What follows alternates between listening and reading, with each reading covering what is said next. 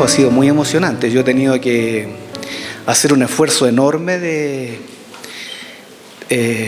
un esfuerzo emocional enorme de poder contenerme. No soy una persona muy dada al llanto, no aprendí desde pequeño, no me enseñaron a llorar.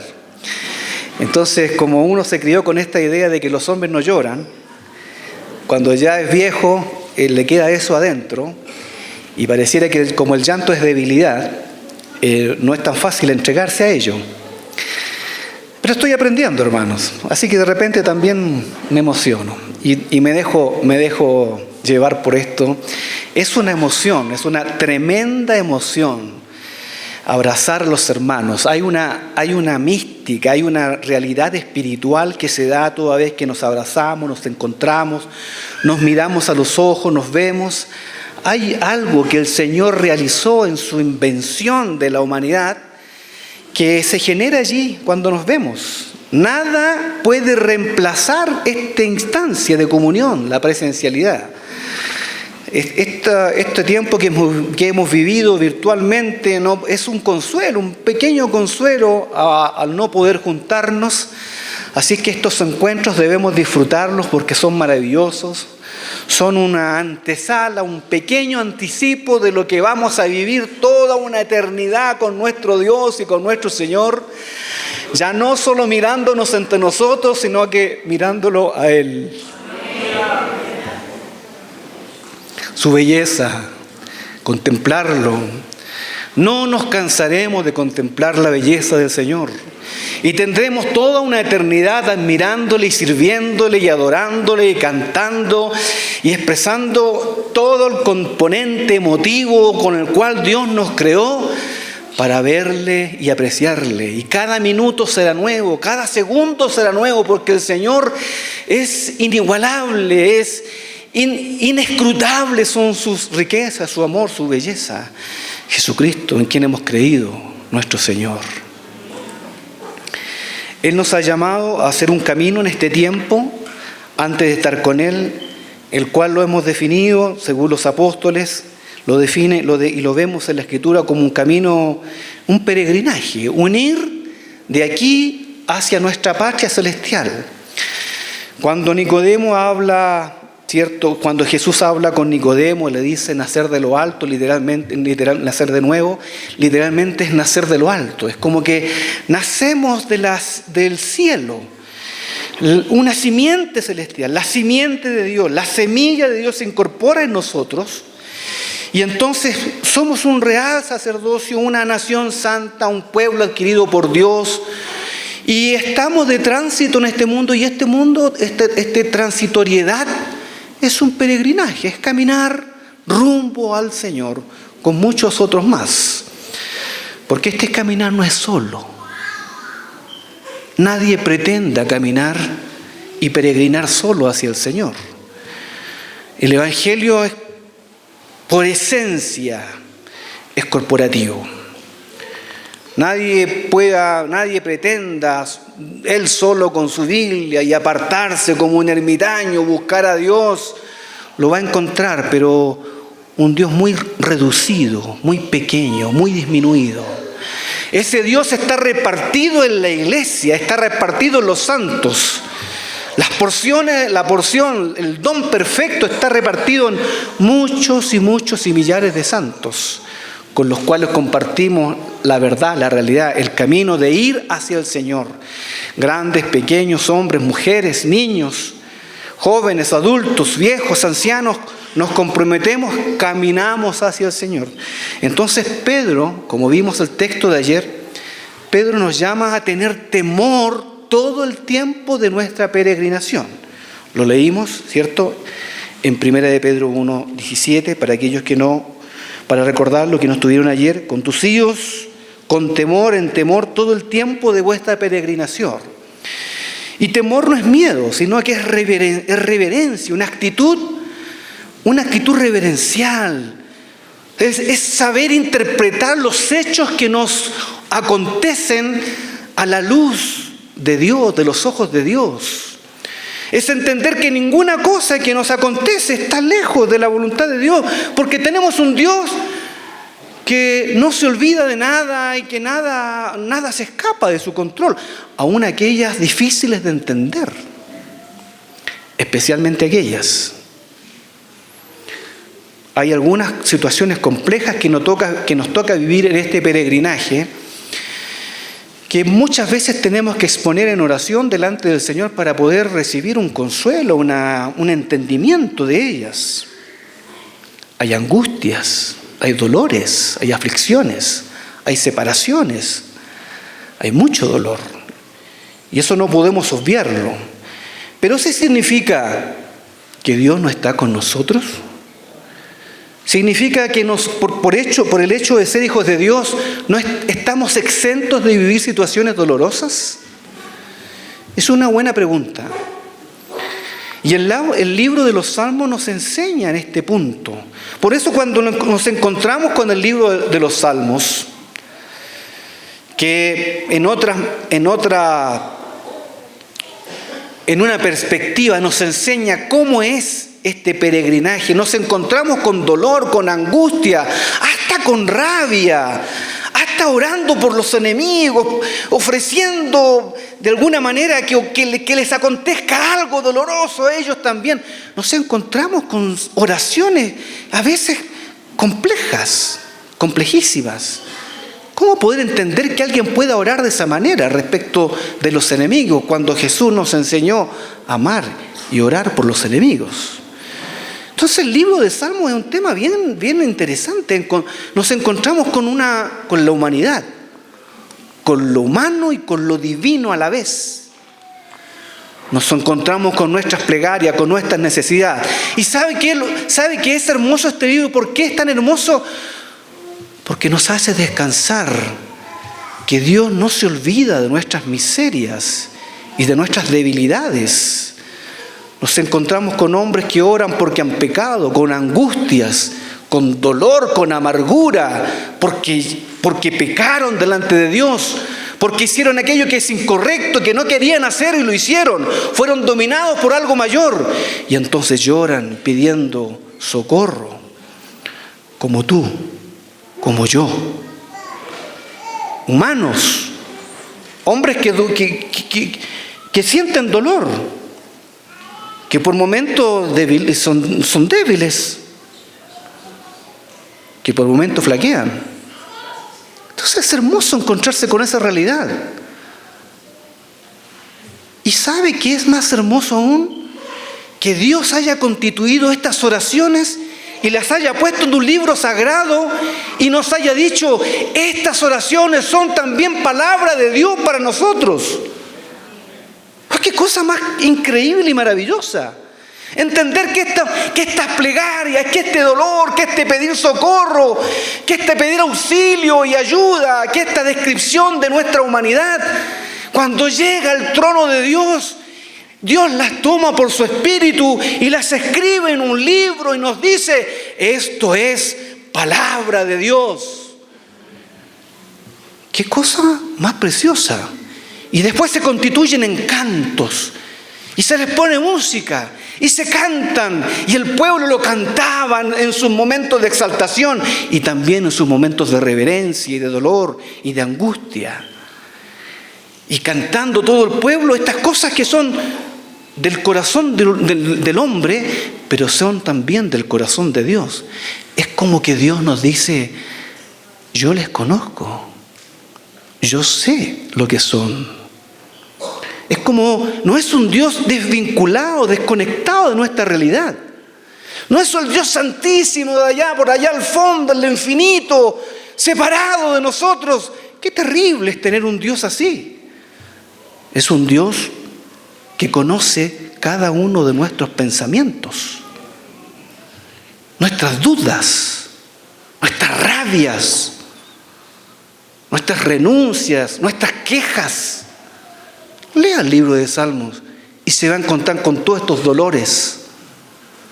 Porque así es también la peregrinación. A veces nos han enseñado o nos enseñan mal la cristiandad en general, como que esto no debe ser. Un cristiano no vive estas cosas. Sí las vive, sí las vivimos. Como que si el cristianismo, el peregrinaje fuera una cosa idealizada, sublimada, ¿sí? Algo a lo cual tenemos que llegar a aspirar y que solamente algunos llegan. Eso no es así. Dios no desconoce las cosas que tú oras en secreto y que nadie conoce. Dios las conoce profundamente. Incluso aquellas que no oras, las conoce y las entiende. Posiblemente muchos aspectos de nosotros no los aprueba, sin duda, pero eso no significa que no nos ama. Nos ama intensamente. Intensamente. Y aún en aquel cuarto oscuro del corazón, ahí donde nadie entra, donde solo estoy yo, aún allí el Señor, allí testifica con su amor, con su ternura, con su cuidado, esperando respetuosamente que abras ese espacio, que abras también ese cuarto para entrar allí y traer luz y sanar y restaurar y dar vida. Porque nuestro Dios es un Dios bueno, es un Dios tremendamente bueno. Y la Escritura lo relata y una y otra vez, y sus misericordias son para siempre, dígalo Israel, y lo repiten una y otra vez, porque para siempre son sus misericordias. ¿Y por qué tantas veces? Porque es verdad. Y porque parece que nosotros no creemos que Dios pueda perdonarnos a veces cosas tan terribles, porque el pecado es feo. No hay ni un pecado que sea hermoso. El pecado es una cosa, un engaño, una cosa del averno, del infierno, tan doloroso, tan oscuro, tan dañino, tan asqueroso. Pero Dios es bueno. Y en este peregrinaje su misericordia nos acompaña todos los días, porque para siempre son sus misericordias. Dígalo a la iglesia del Señor. ¿No nos trae descanso eso? ¿No te trae descanso, hermana, hermano? ¿Te trae descanso? Sí. Sí nos trae descanso. Porque aquel hijo que no ha llegado, ya llegará. Porque aquel que no está, ya vendrá. Porque para siempre son sus misericordias. Porque Dios es bueno. Y entonces nos confiamos y nos abandonamos en Él, en este caminar. Todos juntos preparamos el equipaje en este peregrinaje con temor, con reverencia. Le pedimos al Señor que nos enseñe a contar de tal manera estos días, que traiga al corazón sabiduría, iluminación, entendimiento, porque la carrera es larga y ya llegaremos. Vamos avanzando y saludamos de lejos la realidad de Dios. La vamos saludando, la vamos anunciando por la fe y vamos apropiándonos de aquello que Dios nos ha dicho. Y hay como un asunto muy interesante que se da y que quisiera en esta mañana que lo veamos en los salmos que ya vimos un tiempo atrás, en los salmos 120 hacia adelante. Por favor, necesito que abran sus Biblias y que me acompañen en esto, en este caminar de esta mañana, en los cánticos graduales, los cánticos de las gradas, los salmos de las subidas, tiene varios nombres. ¿Por qué? Porque nos relata cómo es este peregrinaje. No exento de dolor, pero tampoco exento de gloria y de victoria. Qué cosa maravillosa es nuestro Dios. Bendito el Señor. Del Salmo 120 al Salmo 134 estuvimos viviendo tiempo atrás, recuerdan por Zoom, tal vez no todos tuvieron la participación, pero los hermanos lo grabaron y lo guardaron. Y cada hermano participó, ¿cierto? Compartiéndonos un salmo. Quisiera agregar algunos asuntos más respecto de estos capítulos, porque esto es un caminar de los peregrinos que iban rumbo a Jerusalén. Hay dos formas de verlo. Dicen, ¿cierto? Como algunos que los eruditos, ¿cierto? Los entendidos, que el pueblo de Dios debía por mandato mínimo 3 veces al año ir a Jerusalén. ¿cierto? De las distintas regiones, lugares, de los lugares más apartados, 3 veces al año, por lo menos, debían celebrar fiesta al Señor. Como lo vimos ayer, ¿cierto? Que Dios llama a la iglesia, o llama a su pueblo a celebrar fiesta en el desierto. Y cómo nos saca de Egipto, cómo nos saca de esta trampa maligna que quiere oprimirnos y dañarnos para no salir. Muy bien. Así entonces los peregrinos iban 3 veces al año y preparaban sus equipajes, sus familias, sus primos, sus hijos y todos los vecinos se preparaban para caminar largos kilómetros y llegar a Jerusalén y llegar al templo y ofrecer sacrificios y hacer celebración al Señor. Momentos de adoración. Así que imaginémonos por un momento cómo era esto, qué maravilloso. Es como cuando usted prepara un viaje de vacaciones. Se prepara con expectación, prepara su ropa, su equipaje, su auto, no sé. Cada uno ve los pasajes, etcétera, hace una planificación. Así era. Todos se planificaban para ir en familia y se unían con otros más y hacían proyectos en conjunto para ir caminando. ¿Por qué? Porque había que hacerlo acompañado, porque el peregrinaje era peligroso. Ocurren situaciones. No es algo como, bueno, si aún ahora en este tiempo rápidamente uno se va por una ruta, por una autopista y aún así pudiesen haber algún tipo de accidente y situaciones, ¿cuánto más en ese tiempo? Peligrosísimo. Accidentes geográficos, accidentes humanos, delincuencia, un montón de cosas se vivían. Entonces había que prepararse bien, porque había muchos que caminar hasta llegar a Jerusalén. Y en Jerusalén mismo, cuando entraban al templo, entonces subían las gradas, ¿cierto? Subían los peldaños, iban recitando en cada peldaño cada uno de estos salmos. Así que es un acontecimiento preciosísimo para la familia. Yo me imagino los niños todos expectantes, como cuando uno le dice a la familia, el Señor me dio 5 hijos, así que una familia numerosa, vamos a salir a tal lugar, y los niños se les llena los ojitos, unas ganas de salir con el papá, con la mamá, con los primos, con los amigos, salir todos contentos. Vamos al templo del Señor, vamos a celebrar fiesta al Señor. Y entonces se preparaban los peregrinos y hacían este caminar.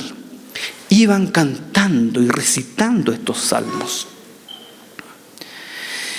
Miren qué interesante relacionado con lo que nos hablaba Orlando en la mañana. Aquí hay un progreso también en estos salmos, como un progreso de la vida espiritual en nosotros, mientras el peregrino camina hacia allá, que Jerusalén es el templo de Dios. Desde el Salmo 120 hasta el 134, que ya está adorando dentro del templo, hay un caminar que es helicoidal, que es circular. Y quisiera que lo vayan viendo en la Biblia. Es un caminar donde recurrentemente pasan por los mismos episodios, una y otra vez. Y quisiera que lo vamos viendo en la Biblia, por favor. Si lo tienen, vayan siguiéndome para que nos demos cuenta de esto. Esto lo hizo el Señor y el Espíritu Santo para demostrarnos como voluntariamente, demostrarnos cómo es este caminar de nuestro peregrinaje. El Salmo 120, 121 y 122 es un primer trío.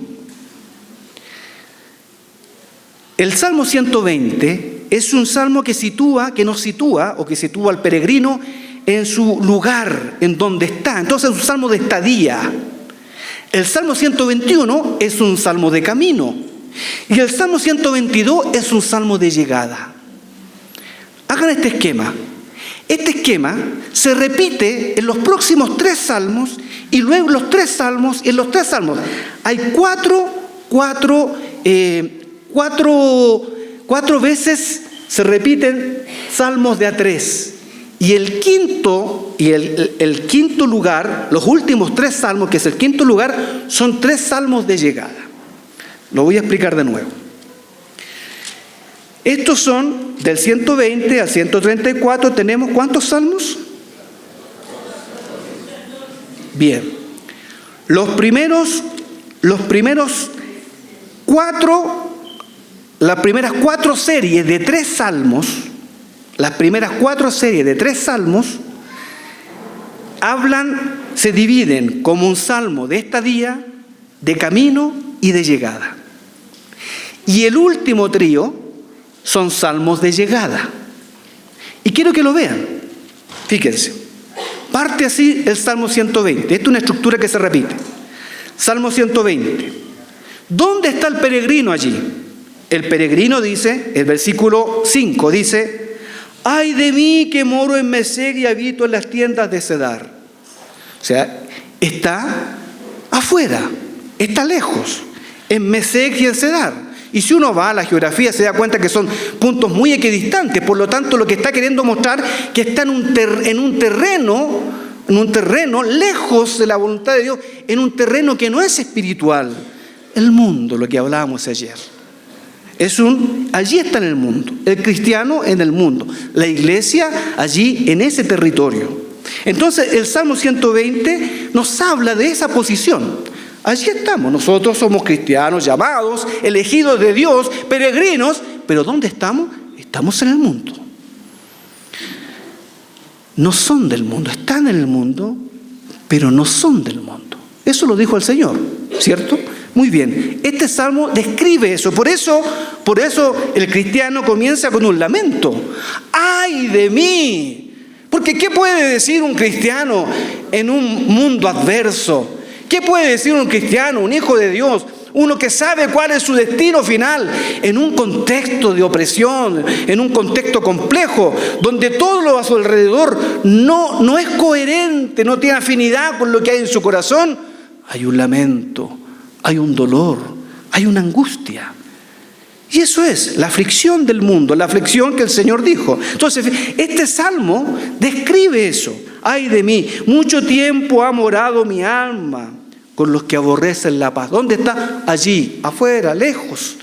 Todavía no ha llegado, está en el comienzo, en esa estadía, en el mundo. Yo soy pacífico, mas ellos así que hablo me hacen la guerra. Los conflictos, los inconvenientes que se gestan con el mundo, con las cosas de afuera, con las cosas que no pertenecen al Señor. Mundo, toda esta construcción cósmica, todo este terreno que no está bajo el dominio de Dios, se llama mundo, y Juan lo llama así, mundo. Entonces, fíjense, ¿qué ocurre? El versículo 1, a Jehová clamé estando en angustia. ¿Por qué? ¿Qué hay en el mundo? Angustia, hay dolor, hay aflicción. Mire que la vida le puede cambiar en un segundo. En un segundo. Hago un paréntesis para agradecer las oraciones que hicieron por mí un tiempo atrás. Llegaron unas familias a la casa y vamos a vacaciones, vamos a la playa a conocer el mar, las hermanas no lo conocen, vamos, todos contentos, felices, con los chicos ya grandes. Fuimos con las hermanas que llegaron de visita a la casa, vamos, tenemos una cabañita chiquitita, muy humilde, pero bueno, el corazón es grande, vamos ya a celebrar. Y fuimos estando allá. En un momento viene un fuerte dolor de cabeza. Un paréntesis, por favor. Un fuerte, intenso, que perdí la conciencia y yo dije, esto es grave. De un minuto a otro, en un momento de jolgorio, de alegría, de felicidad, todos riéndonos, cantando, de un minuto a otro te cambia la vida. Y esto es grave. Y en un lugar, en un pueblo donde no hay hospitales, donde es más complejo, le dije a mi Cintita, vamos al hospital porque esto es grave, esto no es normal, no, casi no podía abrir los ojos, un dolor intenso atrás, casi me desmayaba, náuseas, vómitos, etcétera, mal. Llegamos a la clínica, una clínica chiquita, revisaron, hicieron un escáner, sangre en el cerebro, el hombre salió espantado, dice, vaya rápido al hospital, mire, del 1 al 4 usted tiene grado 4, váyase rápido. En pleno COVID, los hospitales colapsados. Nadie, todo colapsado, la clínica colapsada, todo. Imagínense, ¿qué hacemos? Yo allí no podía abrir los ojos y había un señor al lado que estaba casi con una peritonitis y estaba esperando la ambulancia para ir al hospital. Yo dije, no, si vamos al hospital me muero en el pasillo, no me van a atender. Pensé así y le digo a mi esposa, toma el auto, vamos a Santiago, 1 hora de viaje. Y casi muriendo. Pero esto de manejar las cosas como Este es el pecado mío, porque yo trato de gobernar siempre y que no se me escape nadie. Y entonces mi esposa, ¿te atreves? Sí, me dice, vamos. Tomamos el auto y yo puse la cabeza en el asiento y me fui ahí orando, y mi esposa iba orando todo el camino: Señor, que no se me muera, que no se me muera. Y ella afligida y con valentía, y tuvimos 1 hora y llegamos a una clínica urgente y salieron la gente, nos tomó y le dijo: señora, este caballero se podría haber muerto en el camino. Imagínense, todos corriendo, nos entraron, otro escáner, sangre del cerebro, no, mal, todo mal. No había cama, no había cama esta especialista. Bueno, Pablito sabe esto, estas camas especiales de la UTI, en todo Santiago colapsado, los hermanos buscando por todos lados camas de hospitales, no había en ninguna parte de todos los hermanos. Qué maravilla el cuerpo de Cristo, hermano. Qué cosa tan maravillosa. Y este servidor de WhatsApp ha sido tan bueno, ¿ah? Es un buen servidor. Así que los hermanos, para todos lados aquí, buscando algunos hermanos que son médicos o en una clínica, por acá no está colapsado, no, pero así todos moviéndose, hasta que encontraron, el Señor gestó y se encontró una cama, me metieron rápido, otros caen, lo mismo. Y los hombres, bueno, no lo voy a contar, lo resumo, resumiendo para decirle que ya el tercer día, el último examen, desaparece todo y me despierta un médico en la mañana y me dice: don Marcelo. Y yo abro los ojos porque ya no podía ni abrirlos. Yo no entendía de tiempo, de nada. Yo no veía ángeles, ninguna cosa. Así estaba como en blanco. Yo decía: bueno, ¿cómo no, Señor, no me aparece adentro de mí? Bueno, no veía nada. Yo estaba como así en latencia, así. Sentía así que había como un límite. De ahí para allá había algo nuevo. Yo lo sentía, lo percibía, así. Como que si cruzaba esa línea, había algo distinto. Así que me tenían como una antesala ahí me tenían internamente, no sé qué. Y allí estuve, pasó, no sé, una noche entera. Me despierta un médico y me dice: el último examen no hay nada, me dice. Desapareció todo. Y yo le abro un ojo. ¿Qué? Le digo. ¿Y qué pasó? No sé, me dice. Pero ¿cómo? ¿Se absorbió la sangre? No sé, la verdad que no sé. Así que vamos a hacerle más exámenes. Y siguieron, no encontraban nada, escarbaron, buscaron, cientos de cosas. No encontraron. Al final, después de 21 días que me tuvieron encerrado sin visita, nada. Bueno, fue un retiro espiritual, la verdad. Mire, como había COVID, nadie podía visitar nada, así que estuve 21 días encerrado, 3 semanas ahí, oré, canté, me tiré al suelo, hice de todo porque no había nadie, estaba solo, cerrado. Uy, la pasé bien, pero también estaba asustado. Y después de eso, varias juntas, y venían y me tomaban, y me hacían leer, me hacían mirar. Llegaban los médicos: señor, ¿cómo usted no tiene nada? Yo tengo pacientes que lo mismo que usted, están todos doblados, me decían, no pueden moverse. Bueno, usted es famoso en toda la clínica, me decían Bueno, el Señor maravilloso, y yo quiero decir esto para darle la gloria al Señor y agradecerles las oraciones. No tengo la menor duda que fue la oración de la iglesia. No tengo la menor duda que fue las muchas oraciones de los hermanos y que fue su misericordia. Al final me echaron, no me encontraron nada, no me pudieron decir nada. Los neurólogos, personas muy especializadas y de muy buenas universidades, porque yo también miraba así un poquito qué pasa, nada. Señor, no le podemos decir nada, no le encontramos nada, no tiene nada, no sabemos qué hacer. Bueno, dije, será de Dios. Así que aquí estoy agradecido del Señor, viviendo estos minutos de descuento, no sé hasta cuándo el Señor diga. ¿Qué quiero decir con esto? La vida nos cambia en un segundo. Las adversidades, cualquier cosa.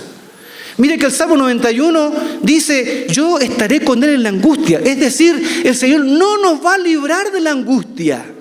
Él no está comprometiéndose en ello. Está comprometiéndose en algo mejor. Yo estaré en ese momento.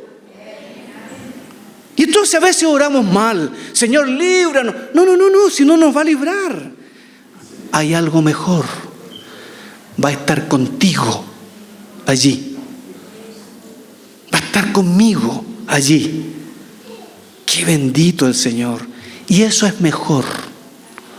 Eso es mayor. Fíjense, rapidito, mantengan ahí abierto el 120, manténganlo abierto. Fíjense, el Salmo 4. Oye, yo voy a mirar la hora porque si no me entusiasmo y me sigo de largo. O alguien que me haga una seña, por favor, porque si no, 11:30. Salmo 4. Fíjense cómo dice, mire qué hermoso esto. Respóndeme cuando clamo, oh Dios de mi justicia. Cuando estaba en angustia, tú me hiciste ensanchar. Ten misericordia de mí, oye mi oración. Cuando estaba en angustia, tú me hiciste ensanchar. ¿Qué significa eso? Significa que Dios trabaja en la aflicción. Significa que en esos procesos que a nosotros no nos gustan, Dios está trabajando, ampliando, perfeccionando, avanzando. Del alfa a la omega está haciendo cosas en nuestro interior. Está sacando de nosotros y poniendo más de Cristo. En esas angustias de la vida, en las aflicciones, en el peregrinaje, en los miedos, en los momentos límites donde yo no puedo, allí está el Señor como socorro, trabajando. Bendito el Señor. Siga el Salmo 120, porque si no, no vamos a avanzar. Salmo 120. Entonces, el Salmo 120 es la estadía, es un salmo de estadía que describe cuál es la aflicción, cuál es la posición de la iglesia. Entonces, el compañero de que es el Salmo 120, sería el Salmo 123. ¿Cierto? Estadía, camino y llegada. Fíjense. Estadía, camino y llegada. Entonces, el Salmo 123 sería el primero de la siguiente tríada. ¿Me siguen? ¿Sí? Entonces, ¿qué pasa ahí? Fíjense el versículo 3. Ten misericordia de nosotros, Jehová, ten misericordia de nosotros, porque estamos muy hastiados del menosprecio. Hastiados está nuestra alma del escarnio de los que están en holgura y del menosprecio de los soberbios. ¿Dónde están? Está allí, en el mundo, en una etapa distinta, en un momento distinto, tal vez un poquito más crecido, pero está allí, viviendo las mismas aflicciones. Entonces, por eso dice el versículo 1, a ti alcé mis ojos, a ti que habitas en los cielos, he aquí como los ojos del siervo miran la mano de sus señores, así los ojos de la sierva la mano de su señora, así nuestros ojos miran a Jehová nuestro Dios. ¿Por qué? Porque en el momento de la angustia, de la aflicción, del mundo, del tormento, tenemos la oración, tenemos el socorro de la oración, podemos ir a Dios, podemos contarle nuestras angustias, nuestros dolores, pedimos socorro, auxilio. De lo profundo a ti clamo, Señor. Es el recurso que tiene la iglesia. Es el recurso de la iglesia. Es tu recurso, es el mío. La oración es lo más grande que Dios dejó a la iglesia. Pablo lo dice, por sobre todas las cosas, quiero que hagan oración. Y lo dice. La oración es algo que no hemos descubierto. Por la oración gobernamos. Por la oración la iglesia tiene el poder de gobernar sobre esta tierra, de decretar, de declarar, de sacar, de poner, de detener. Oh, la oración es algo muy potente en nuestra vida. Entonces, fíjense, el hermanito de este salmo, que es el Salmo 123, en la otra tríada, ¿cuál sería? ¿Cuál? 126, ¿cierto? ¿Sí? Ya. ¿Estamos bien? ¿Están entendiendo? Bien, gracias Señor. 126, entonces dice, cuando Jehová hiciere volver la cautividad de Sion, ¿dónde está la iglesia allí? ¿Dónde está? Está allí cautiva, está en dolor. Entonces seremos como los que sueñan, entonces nuestra boca se llenará de risa y nuestra lengua de alabanza. Entonces las naciones, la gente, porque el testimonio, el mundo también da un testimonio, de alguna manera dirán, grandes cosas ha hecho Jehová con esto, grandes cosas ha hecho Jehová con nosotros, estaremos alegres. Este salmo es bien bonito porque aquí es como una cosa, dos realidades que son las realidades que vivimos. Tenemos la aflicción, el dolor, tenemos situaciones complicadas, tenemos angustia, tenemos tristezas. Oiga, el mismo Señor Jesucristo dijo, acompáñeme, mi alma está muy triste hasta la muerte. ¿Recuerdan eso? triste hasta la muerte. Y algunos psiquiatras dicen, Jesús en ese momento tuvo un ataque de pánico terrible, una crisis de pánico terrible, de dolor, de angustia. Y entonces, fíjense, allí está, hay una primera realidad, pero también hay una realidad de alegría, de gozo, de plenitud. Estemos alegres. Entonces, hay como dos realidades que nos acompañan en los salmos de esta día, porque ahí nos está mostrando cuál es la posición. Haz volver nuestra cautividad, oh Jehová, como los arroyos del Negev. Los arroyos eran un lugar seco, según los que conocen la geografía y la describen, lugar seco. Entonces él ora y dice, oh Señor, haz un milagro en mi vida. Ven, así como en los arroyos del Negev, que están secos, que de un día para otro vienen los torrentes de agua y llena el lugar. Esa es nuestra oración. Pero ¿cuál es el proceder de Dios? Más bien el proceder de Dios está en el versículo 5. Los que sembraron con lágrimas y con regocijo segarán. Irán andando y llorando el que lleva la preciosa semilla en esta vida, mas volverá a venir con regocijo trayendo sus gavillas. Es decir, la respuesta de Dios más bien es un proceso de siembra y de cosecha. Nosotros queremos cosas rápidas, automáticas, que Dios venga y abra el mar rojo y podamos pasar. Pero Dios se toma su tiempo con nosotros y nos hace sembrar con dolor, con lágrima, con oración. Sembramos, pero después de esa siembra viene el regocijo, viene la alegría, viene la felicidad, viene la satisfacción, viene el aprendizaje. Dios hizo algo nuevo, hay crecimiento, hay vida. Bendito el Señor. Por eso dice así, y volverán con regocijo trayendo sus gavillas. Estos son salmos de estadía. ¿Cuál es el primo entonces, el hermanito de este salmo del 126? Sería el salmo 129. Fíjense, estadía, descripción en el mundo. Muchos me han angustiado desde mi juventud. ¿Siguen? ¿Por qué aparece tanta angustia? Porque estos salmos que aparecen en la angustia está describiendo el mundo. Allí estamos. Puede decir ahora Israel, mucho me ha angustiado de mi juventud, mas no prevalecieron contra mí. Fíjense, que hay un elemento ahí renovador. O sea, porque la cosa no es solamente, ¡ay, qué terrible! No. Sí, es cierto, hay dolor, pero hay gloria. Pero está el Señor, está Cristo, están sus promesas, está la fe, está la oración, están los recursos, está la bendición de Dios. No estamos solos. ¿Cuántos dicen amén? Amén. No estamos solos. Sobre mis espaldas, mire que esto es lo más doloroso, fíjense. Sobre mis espaldas araron los aradores, hicieron largos surcos. ¿Qué es eso? Eso es como una tortura. Dolores, cicatrices de dolor desde la infancia, desde mi juventud. Dolores que uno arrastra de situaciones de las cuales no tuvo compromiso alguno. Llegaron, ¿por qué? Porque me tocó. Y bueno, ¿y por qué? Bueno, estará Dios allí. Pero aun cuando hay surcos y heridas dolorosas, que dice el versículo 4, Jehová es justo. Noten qué hermoso. Jehová es justo. Aún en esta vida, no solo en la venidera, aún en esta vida es justo. Hicieron largo surco, pero el Señor es justo. Cortó las coyunturas de los impíos, serán avergonzados y vueltos atrás. Todos los que aborrecen a Seón serán como la hierba de los tejados, que se seca antes que crezcan. Estas hierbas pequeñitas que aparecen en los tejados y que no tienen ningún fin, de la cual no se llenó el segador su mano, etcétera. Pueden seguir leyéndolo. Se dan cuenta que estos salmos de salida, de estadía, nos describe allí en aflicción, pero a la medida que va avanzando, se va llenando de fe. Hay como una letra más arriba, hay un avance más arriba. Entonces hay como un girar. El crecimiento del creyente, como dicen algunos hermanos, es helicoidal, es en espiral.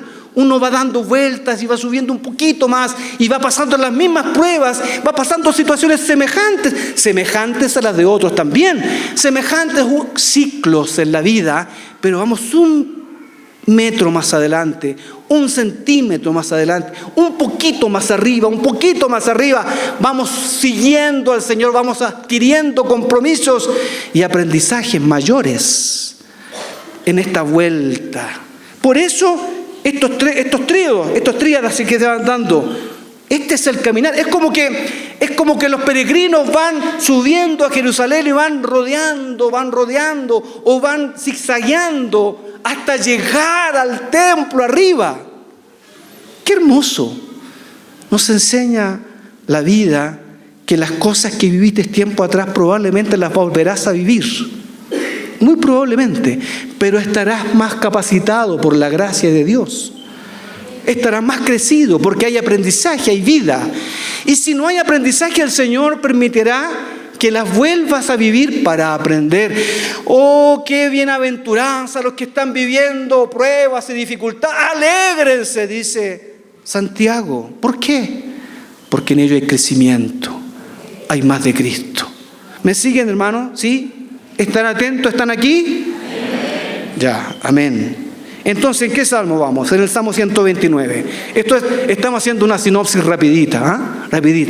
¿Se dan cuenta? Entonces, ya no hay más salmos hacia adelante, porque los últimos 3 son de llegada. Está en el templo, está en Jerusalén, ya llegó.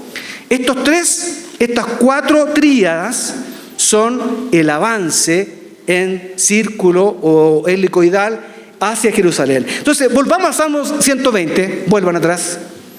Los que tienen Biblia física o los que tienen allí digital, fíjense el Salmo 121.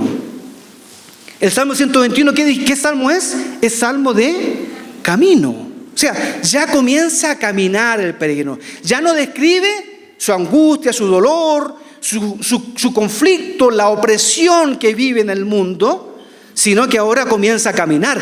Y mire cómo comienza esto. ¡Qué hermoso! Alzaré mis ojos a los montes. ¿Qué está haciendo? Va caminando y mira hacia arriba. ¡Oh! Y comienza a mirar los montes. Y allá al fondo está el monte de Sion y los montes que rodean Jerusalén. Por allá al fondo. Entonces quiere trepar, quiere ascender, quiere caminar. Alzaré mis ojos. Estoy mirando la gloria futura, lo que viene. Alzaré mis ojos a los montes.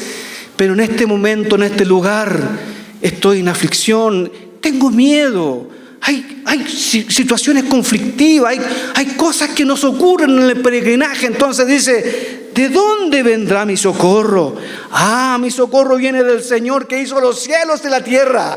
Se va al origen, al principio, el que lo hizo todo, el Dios creador. No dará mi pie al resbaladero, no me voy a resbalar mientras trepe la colina, la montaña, porque el Señor estará allí. No se dormirá el que me guarda. Él no va a dormir el que guarda a Israel. El Señor es mi guardador. El Señor es sombra a mi mano derecha. Qué cosa, qué figura más preciosa. O sea, mientras doy un camino, una alzada, un paso, y la sombra me sigue, así el Señor me va a seguir. Eso está diciendo. O sea, el Señor no hace las cosas por nosotros. O sea, tú caminas y Él camina. Tú te mueves y Él se mueve. Pero si tú no caminas, Dios, Cristo, no va a caminar por ti. ¿Lo está entendiendo? Eso está diciendo, yo te acompaño, muy bien, da el camino, da el paso, das el paso y Él se mueve juntamente contigo. Es nuestra sombra, es quien nos acompaña, que está a nuestro lado. Por eso es tan valioso cuando uno dice, hagamos esto en el nombre del Señor. ¿Qué está diciendo?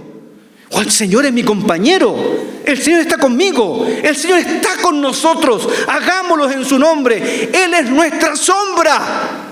Nos movemos y se moverá con nosotros. Esa es la inspiración que nos está dando el Salmo en este caminar, en este peregrinaje. Vamos al Salmo 122. ¿Podemos seguir? A ver, ya, sigamos con los hermanos, sigamos la misma secuencia. El hermano de el Salmo 121, ¿cuál sería? El Salmo 120.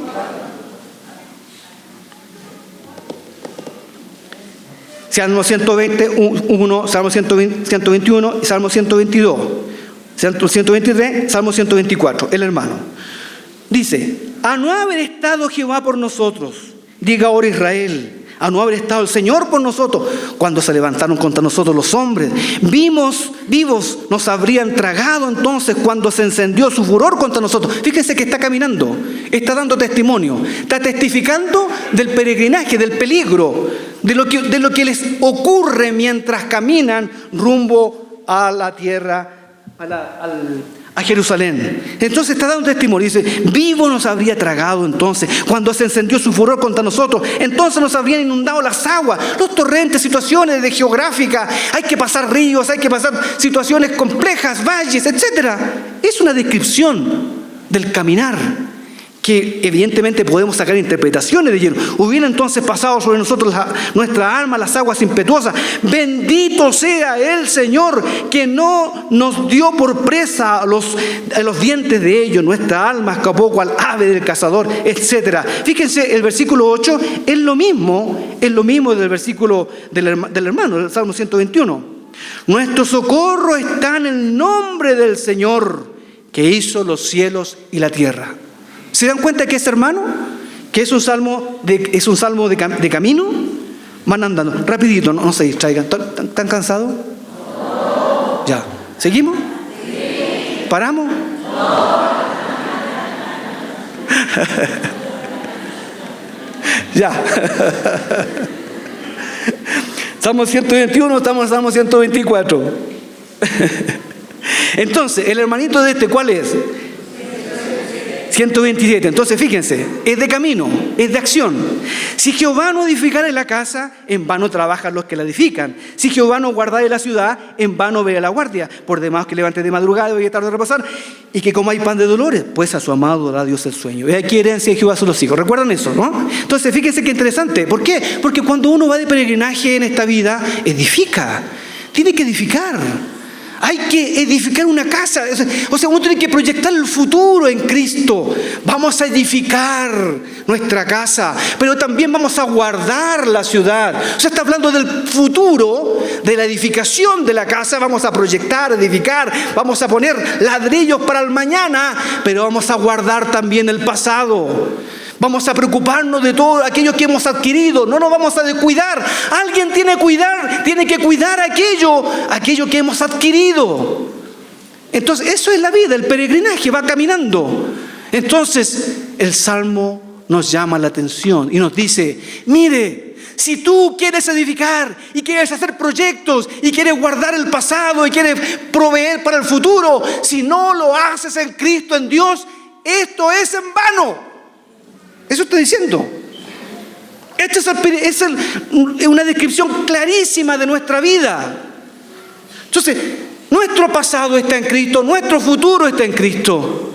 Y si no lo hacemos en Él, es en vano. 3 veces dice, en vano por demás. En vano por demás. Y entonces mete a los hijos, mete a la familia, aquellos que cuando uno se case, está construyendo una casa. Cuando uno adquiere esposo, construye una casa, quiere proyectar algo, quiere equiparar, quiere hacer una construcción sólida. Bueno, si no lo haces en Cristo, esto es en vano. Habrán dolores, angustias, aflicciones. Si no lo haces para Cristo y en Cristo, alguien tiene que mediar, alguien tiene que venir, traer luz, traer paz, traer alegría. Cuando el gozo y el vino se acaba, el Señor puede llegar y proveer vino para todos. Dios cuida a la familia, al matrimonio, a los hijos, cuando lo hacemos en Cristo. Y ahí en debilidad humana, porque somos humanos, débiles, con errores. Ay, digo yo, mi esposa, pobrecita de ella,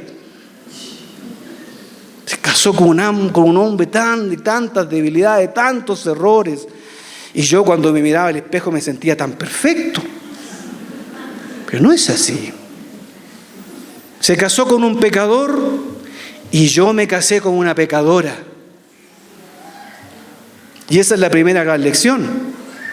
Entonces, si no edificamos en Cristo y ponemos a Cristo en el matrimonio, en la vida, en la familia, en los hijos, en el desafío de los hijos, en las angustias que se viven con ellos, en los peligros, en el crecimiento, en la adolescencia, ¡oh, Señor!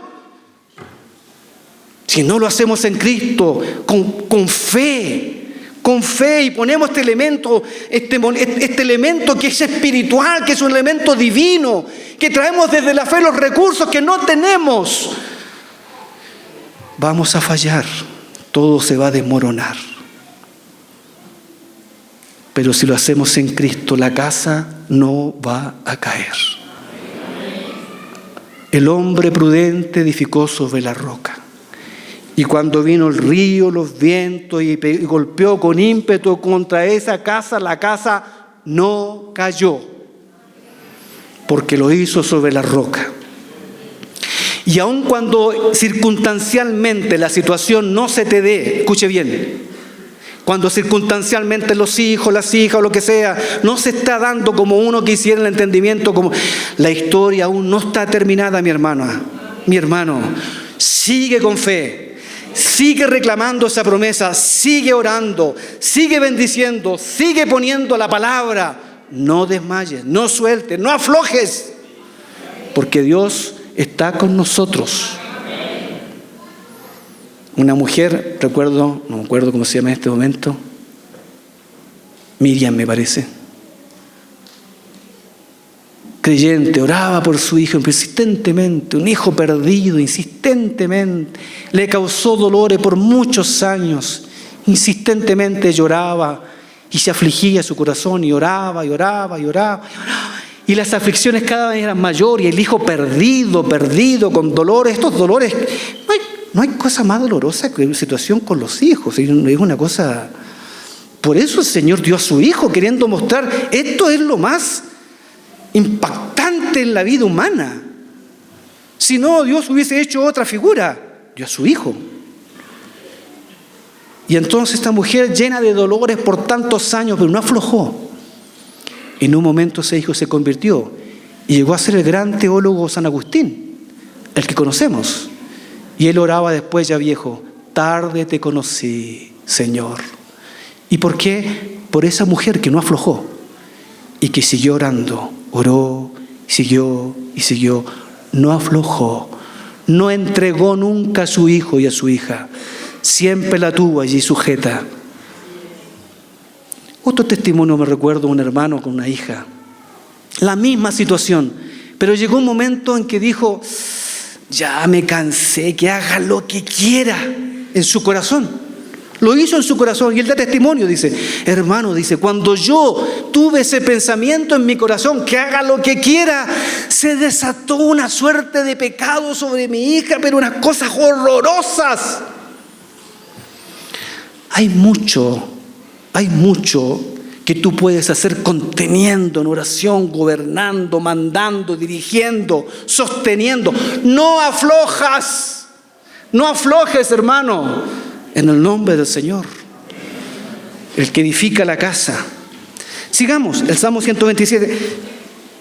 Salmo 127, el hermanito de este entonces, el Salmo 130. Fíjense, para entender el Salmo 130, para entender el Salmo 130 hay que recordar el Salmo 129. ¿Por qué? Porque el Salmo 129 está en el mundo angustiado, mucho me ha angustiado de mi juventud, puedo decir Israel. Dice, sobre mis espaldas araron los aradores, hicieron largos surcos. Entonces, ¿qué ocurre? Él clama a la justicia de Dios. Jehová es justo. Dice, clama a la naturaleza de Dios. Dios es justo. Y entonces Dios, que es justo, le dio duro a estos serán avergonzados y vueltos atrás. Todos los que aborrecen a Sión serán como la hierba de los tejados, que se seca antes que crezca. Mire, esto es como la declaración. No, el Señor es justo, les va a dar a ellos. Algún tarde o temprano lo va a hacer. Y el Señor muchas veces lo hace. Y claro, el Señor aplica justicia. Como dice el Salmo 73, Asaf dice: entendí cuál era el fin de ellos. Entendí, hasta que entrando en el santuario de Dios, en el secreto de Dios, entendí cuál es el fin de ellos. Y Dios a veces opera con justicia, no solamente en aquel juicio final, donde vendrá el juicio terrible, la ira del Señor. No solamente ocurre allí, también ocurre muchas veces aquí.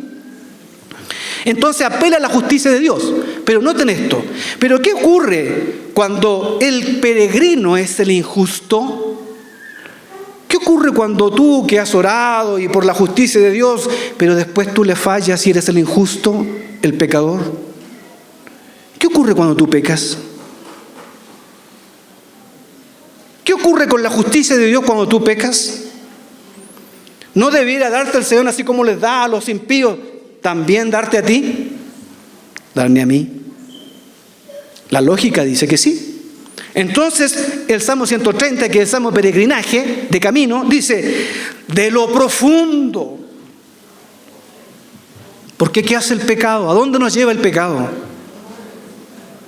¿A dónde nos lleva el pecado? No nos lleva a lo más profundo. Lo profundo del ser, de la angustia. Pedro lloraba amargamente, dice la Escritura. Amargamente. Recordando aquel momento, y Pablo lo recordaba insistentemente: yo perseguí a la iglesia del Señor.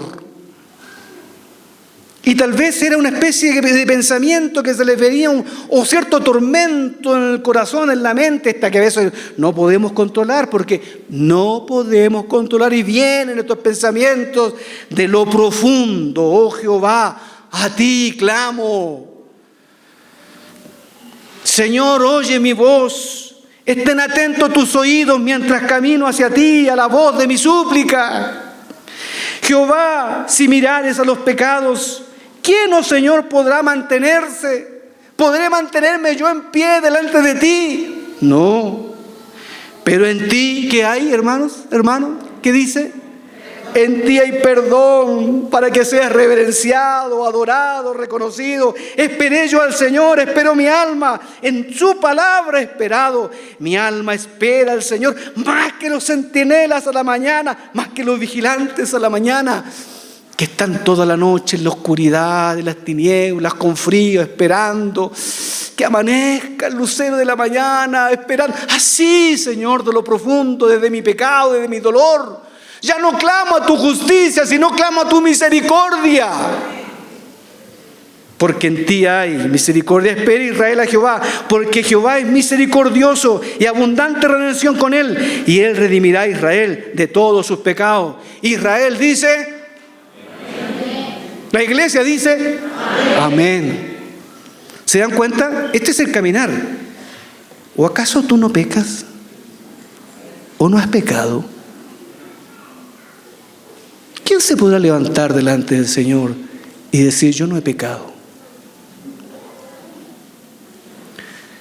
Toma sentido tomar la mesa del Señor, la cena del Señor, sabiendo lo que uno es, ¿no? Qué maravilloso la misericordia del Señor. Y si hay un sentimiento de justicia en ti, no, yo te pido que te examines bien en el Señor. Examínese bien. Mientras más conocemos a Cristo, más nos damos cuenta de nuestro pecado, de nuestra suciedad, de nuestra indignidad. Señor, ten misericordia de nosotros. En ti hay perdón. Bendito el Señor. Muy bien, volvamos rapidito, volvamos. Eso era el último hermanito, ¿no? El Salmo 130. Tenemos la siguiente tríada. ¿Qué hora es? Estamos en la hora, parece, ¿cierto? ¿Quién es el...?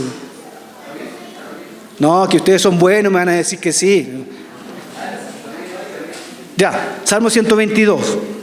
Salmo 122. Fíjense qué hermoso esto, hermanos. Yo me alegré. Este es Salmo de llegada. ¿Se dan cuenta? ¿Por qué podría tener esto en el camino? Sí, yo me alegré con los que me decían: a la casa del Señor iremos. Nuestros pies estuvieron dentro de tus puertas, oh Jerusalén. Jerusalén que se ha edificado como una ciudad que está bien unida entre sí. Y allá subieron las tribus de Jehová, conforme al testimonio dado a Israel, para alabar el nombre del Señor, porque allá están las sillas del juicio, los tronos de la casa de David. Está hablando de la iglesia, de Jerusalén, del templo de la iglesia. O sea, él llegó, el peregrino llegó. Ahora, otras versiones dicen en el versículo 2, dentro de tus puertas, o sea, nuestros pies están dentro de tus puertas. Entonces, ustedes se dan cuenta que es un salmo de llegada. Ya llegó el peregrino. ¿Y por qué de llegada cuando uno es peregrinaje? Porque hay muchas cosas a las cuales hemos llegado. Tenemos realidades divinas que las viviremos en plenitud allá, pero ya las tenemos aquí. O sea, ya estamos en el terreno de la iglesia, estamos en el terreno de la fe, estamos en un terreno espiritual. Tenemos realidades espirituales ciertas entre nosotros, que son verdad, que no solo son esperanza en el más allá, son realidad ahora. Entonces, ¿dónde nos paramos? Nos paramos en la fe, nos paramos en la iglesia ahora. Tal vez no la veamos del todo, pero sí tenemos gran parte de aquello prometido. De aquello que vemos en los montes allá, ya hay algo de ello y mucho aquí entre nosotros. Entonces se dan cuenta que es un salmo de llegada, de declarar la verdad del Señor, la victoria del Señor para nosotros. Bendito sea el Señor. Rapidito, Salmo 124, que sería el 125, correspondería al hermano. ¿Sí? ¿Me siguen? No, ya se fueron, no están acá.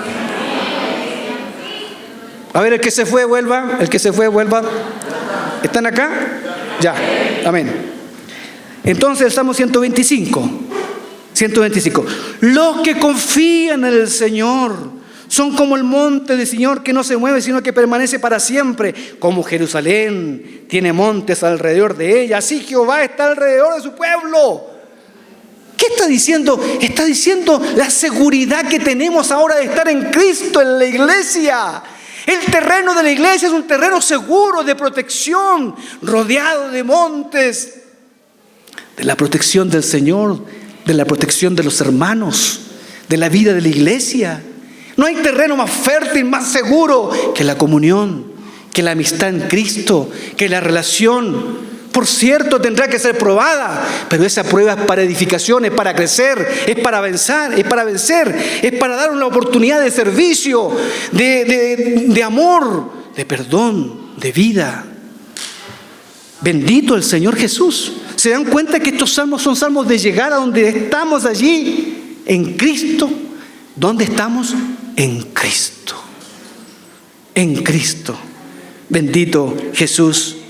Y entonces este salmo lo declara esta seguridad.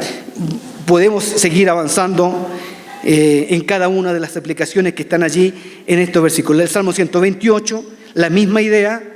El Salmo 128, la misma idea. Bienaventurado todo aquel que teme al Señor, que anda en sus caminos, las bendiciones que están sobre la familia, sobre la casa. Y el Salmo 131, donde el corazón no es por orgullo humano, no es por el perdón y el levantamiento de lo profundo, no es por vanidad humana, sino por la misericordia del Señor. Y así como el hombre, como el niño que es destetado de su madre, así esperamos la salvación y la esperanza del Señor.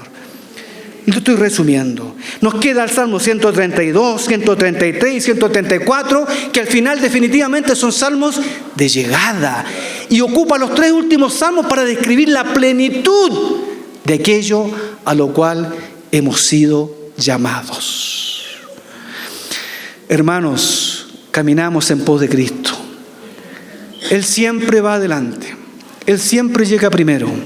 Pero llega primero no para ser el ganador, sino para abrir el camino para aquellos que le seguimos.